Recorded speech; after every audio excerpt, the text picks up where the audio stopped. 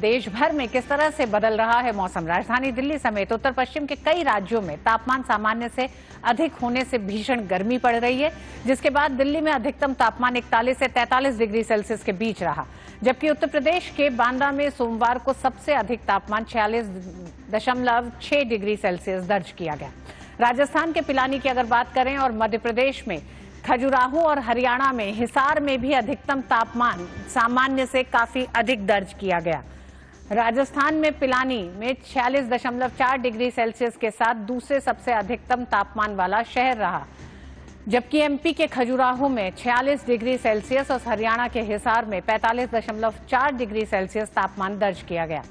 सूरज के बढ़ते तापमान का सीधा असर आम जनजीवन पर भी पड़ता दिख रहा है। दोपहर के समय घर से निकलने में काफी परेशानी हो रही है लोगों को। देश का सबसे गर्म शहर उत्तर प्रदेश का बांदा रहा, जहां 46 डिग्री सेल्सियस रहा। राजस्थान का पिलानी रहा, जहां 46.4 डिग्री सेल्सियस तापमान रहा। हरियाणा का हिसार 45.8 डिग्री सेल्सियस तापमान रहा है। तो उत्तर भारत में जिस तरह से भीषण गर्मी पड़ रही है, मध्य प्रदेश में खजुराहो का तापमान सबसे अधिक रहा, 46 तापमान रहा है। तो ये तमाम वो शहर हैं उत्तर भारत के जहां जो सबसे गर्म शहरों में जिनकी गिनती हो रही है। कहीं गर्मी है तो कहीं बारिश। दक्षिण भारत में प्री मानसून बारिश ने गर्मी से राहत तो दी है, लेकिन आफत भी उतनी ही बड़ी बना दी है। तमिलनाडु, आंध्र प्रदेश, कर्नाटक और इसी के साथ पूर्वोत्तर के कुछ इलाकों में भी झमाझम बारिश हो रही है। तमिलनाडु के कई जिलों में 22 मई तक भारी बारिश का पूर्वानुमान है। आंध्र प्रदेश में विजयवाड़ा शहर के कई हिस्सों में बारिश हुई है। कुछ हिस्सों में बारिश के बाद जलभराव हुआ। लगातार 3 दिन से बेंगलुरु समेत कर्नाटक के कई जिले भयंकर बारिश की चपेट में हैं। प्री मानसून की इस बारिश ने लोगों का जीना मुहाल कर दिया है। हालांकि बरसात की वजह से तापमान में कमी आई है, लेकिन भारी बारिश की वजह से जगह जगह जलभराव होने की वजह से लोगों को आने जाने में दिक्कत हो रही है। वहीं अगर असम की बात करें तो गुवाहाटी शहर के कई हिस्सों में बारिश हो रही है। और दक्षिण भारत में जहां एक तरफ प्री मानसून बरसात एक तरह से इन राज्यों में तमिलनाडु, आंध्र प्रदेश, कर्नाटक और असम में मुसीबत बन के आई है, जनजीवन पर एक बड़ा असर दिखाई दे रहा है लगातार हो रही बारिश से।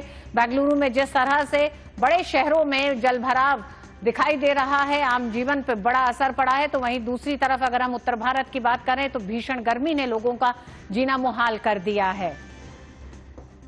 और आइए आपको बताते हैं किस तरह से दिल्ली एनसीआर में अगले कुछ दिनों में मौसम की तस्वीर बदलेगी, किस तरह के पूर्वानुमान है। दिल्ली एनसीआर में गर्मी से राहत दिलाने का प्री मानसून किस तरह से आने जा रहा है। 4 से 5 दिनों के बीच आंधी बारिश की एक तरह से पूर्वानुमान मौसम विभाग ने जताया है। लोगों को गर्मी से थोड़ी राहत जरूर मिलेगी, लेकिन उत्तर पश्चिम भारत से लेकर दक्षिण भारत तक बदलते मौसम का कहर भी दिखाई दे रहा है। हम देख रहे हैं किस तरह से दक्षिण भारत के कई राज्यों में बारिश ने मुसीबत कर दी है जनजीवन के लिए। उधर जम्मू कश्मीर, हिमाचल प्रदेश और उत्तराखंड में भी लगातार बारिश हो रही है। दक्षिण प्रायद्वीप भारत की अगर हम बात करें तो इसमें केरल, लक्षद्वीप, कर्नाटक में गरज और बिजली के साथ बारिश का पूर्वानुमान है और यहां हवाएं तेज चलेंगी। मौसम विभाग का कहना है कि 30 से 50 किलोमीटर प्रति घंटे की रफ्तार से तेज हवाएं चलेंगी इन इलाकों में। अगले 7 दिनों के दौरान तमिलनाडु, पुडुचेरी, तटीय आंध्र प्रदेश और तेलंगाना में तेज हवाएं चलने का अनुमान है। वहीं 20 से 25 तारीख के दौरान केरल, माहे, कर्नाटक में भारी से बहुत भारी बारिश की संभावना जताई गई है। आइए बताते हैं पश्चिमी भारत में किस तरह से पूर्वानुमान मौसम विभाग का है। कोंकण, गोवा, मध्य महाराष्ट्र में गरज और बिजली के साथ तेज हवाएं चलेंगी। यहां पे भी तेज हवाओं की रफ्तार तेज रहेगी। 30 से 50 किलोमीटर प्रति घंटे की रफ्तार से ये हवाएं चलेंगी। तो यानी कि कोंकण के इलाकों में भी अगले 5 दिन में मौसम एक बड़ा करवट लेगा, जहां तेज हवाएं चलेंगी, साथ ही साथ गरज के साथ छींटे भी रहेंगे। 22 से 24 मई के बीच में गुजरात, मराठवाड़ा में छिटपुट बारिश होने की संभावना है। वहीं 20 से 23 मई में कोंकण, गोवा, मध्य महाराष्ट्र में मौसम बदलेगा। यहां 50 से 60 किलोमीटर प्रति घंटे की रफ्तार से तेज हवाएं चलेंगी। तो अगले 5 दिन पूरे भारत के अलग अलग हिस्सों में मौसम एक बड़ी करवट लेगा। वहीं 20 से 21 मई के दौरान मराठवाड़ा में 50 से 60 किलोमीटर प्रति घंटे की रफ्तार से तेज हवाएं चलेंगी। हम पूर्वोत्तर भारत की तस्वीर भी आपको दिखाते हैं कि किस तरह से मौसम विभाग ने पूर्वोत्तर भारत तमाम राज्यों में पूर्वानुमान जारी किया है। कहा है कि बिजली के साथ तेज हवाएं चलेंगी। वहीं 30 से 50 किलोमीटर प्रति घंटे की रफ्तार से तेज हवाओं के चलने का भी पूर्वानुमान मौसम विभाग ने जताया है। अरुणाचल प्रदेश में कुछ इलाकों में भारी बारिश होगी। 20 से 22 मई के दौरान पूर्वोत्तर भारत की अगर हम बात करें तो असम, मेघालय, मिजोरम और त्रिपुरा के कुछ हिस्सों में बहुत भारी बारिश का पूर्वानुमान जताया गया है। और बदलते मौसम में देश के अलग अलग हिस्सों से हमारे साथी संवाददाता भी जुड़ रहे हैं। योगेश शीतल मुंबई से जुड़ रहे हैं, असम से सुबीना जुड़ रही हैं, दिल्ली से अमरेंद्र गुप्ता जुड़ रहे हैं।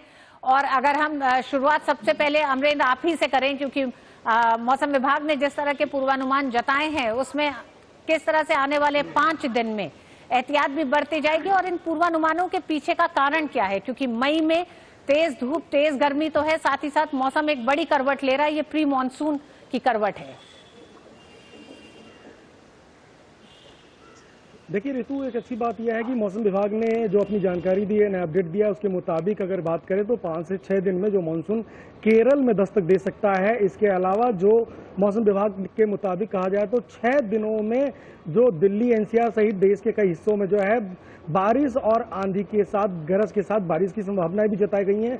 लेकिन जिस तरह से हम देखें कि पिछले कई दिनों से जो पश्चिम विक्षोभ जो है, जिसकी वजह से चक्रवाती जो हवाएं हैं और जो मानसून की जो गतिविधियां हैं उसकी वजह से गर्मी बहुत है। और इस मौसम में जो है मौसम विभाग का कहना है कि अभी इन 5-6 दिनों में जब बारिश तो होगी लेकिन गर्मी भी रहने वाली है, तो इसकी वजह से खासी लोगों को दिक्कतें हो रही हैं। लेकिन जिस तरह से मौसम विभाग अनुमान लगा रहा है कि आने वाले समय में मौसम करवट लेगा और मौसम बदलेगा और पश्चिम विक्षोभ जो है वो उसकी वजह से जो है बारिश की भी संभावना है, तो कहीं ना कहीं थोड़ी सी राहत है। लेकिन इस समय अगर देखा जाए तो मौसम खासा गर्म है। ऋतु जी, योगेश शीतल हमारे साथ मुंबई से जुड़े हुए हैं। योगेश, किस तरह से कोंकण के इलाके में जो अगले 5 दिन बदलेगा मौसम, तेज हवाएं चलने का पूर्वानुमान मौसम विभाग जता रहा है, उसको लेकर कैसे प्रशासन की भी तैयारी और किस तरह से बदल रहा है मौसम?